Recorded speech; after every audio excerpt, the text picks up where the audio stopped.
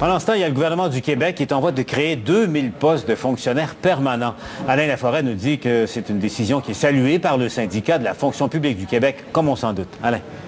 C'est certain pour le SFPQ qui célèbre cette année son 50e anniversaire de fondation. C'est une très bonne nouvelle, l'annonce de transfert de 1800 postes temporaires en postes permanents. Il devrait y en avoir en septembre prochain 500 autres. Sauf que la présidente du syndicat, Lucie Martineau, se montre très critique à l'endroit du Plan Nord. C'est cher à Jean Charest. Elle déplore le manque d'inspecteurs du gouvernement dans le domaine minier, affirmant que les compagnies minières sont laissées à elles-mêmes. Écoutez, selon le syndicat, il y a 18 enquêteurs en matière frauduleuse au ministère des Ressources naturelles, un en Abitibi, un sur la Côte-Nord et un dans le nord du Québec. Le reste se trouve dans les grands centres. On peut l'écouter. On attend d'avoir des plaintes ou des catastrophes pour agir, au lieu d'avoir un plan de prévention.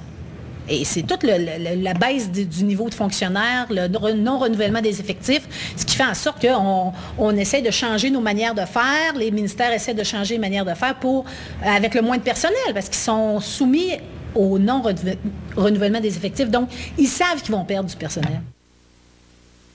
Bon, Mme Martineau attend toujours le fameux programme d'embauche annoncé par la présidente du Conseil du Trésor en mars dernier. On le sait, la ministre veut combler les 13 000 départs à la retraite d'ici 4 ans, toujours en ne remplaçant qu'un fonctionnaire sur 2. On s'attend d'ailleurs à ce que la ministre fasse cette annonce au cours des 2 prochaines semaines. Je dois vous dire que la présidente du syndicat ce matin a fait cette boutade. Elle a dit, écoutez, en 1962, lorsqu'on a créé le syndicat, le premier ministre Jean Lesage avait dit qu'il fallait redorer la fonction publique. Eh bien, c'est le même discours que Michel Courchaine tient aujourd'hui.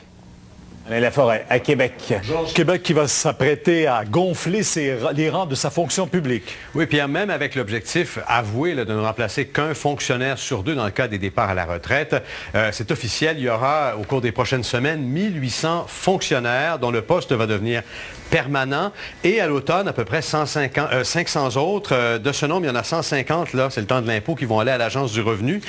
Cette nouvelle réjouit, Pierre, le syndicat de la fonction publique. L'objectif du gouvernement Charest, il faut le rappeler, c'était de diminuer la taille de la fonction publique québécoise de 20 % sur 10 ans en 2004 et 2014, mais il reste beaucoup de travail. Il y en avait 70 000 en 2004, il en reste encore plus de 68 000. Le syndicat de la fonction publique qui dit qu'on manque de fonctionnaires, notamment pour encadrer le Plan Nord. Oui, ça c'est ressorti très clairement dans la conférence de presse de Lucie Martineau, qui est la présidente du syndicat. Elle déplore le manque d'inspecteurs du gouvernement dans le secteur minier en affirmant que les compagnies sont laissées à elles-mêmes. On l'écoute.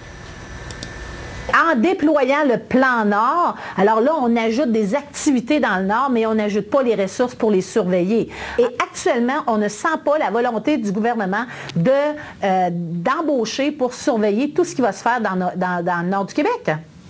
La coalition Avenir Québec qui va de propositions audacieuses en prévision du congrès de création du parti samedi à Victoriaville.